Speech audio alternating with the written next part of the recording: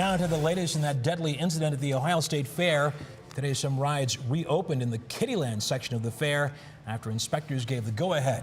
A number of other rides remain shut down after the Fireball thrill ride malfunctioned and crashed to the ground, killing one and injuring several others. We learned today the family of the 18-year-old killed plans to file a wrongful death lawsuit. And there are still a lot of questions, not just by investigators, but by you, our viewers. Our consumer investigator, Danielle Serino, looked into those and is here to verify that information for us. A lot of stuff to get to. A lot of stuff on social media. Most of the people were looking for more detailed information on the inspection process at the fair and how it compares to big parks like Cedar Point. Well, we verified the answers with consultants and inspectors who've been in the business of rides for decades. We're looking for guarantees in life.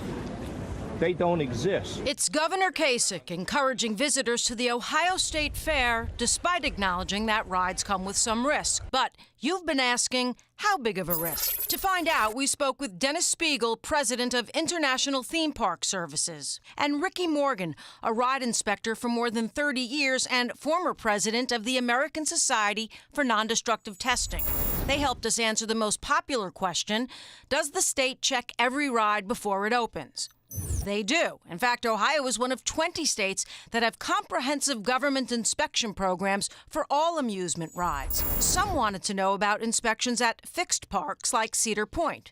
We found that similar to the State Fair, it gets inspected prior to opening and again mid-season, but employees continue to check the rides on a daily basis. Now, do the safety tests factor in weight differences between children and adults?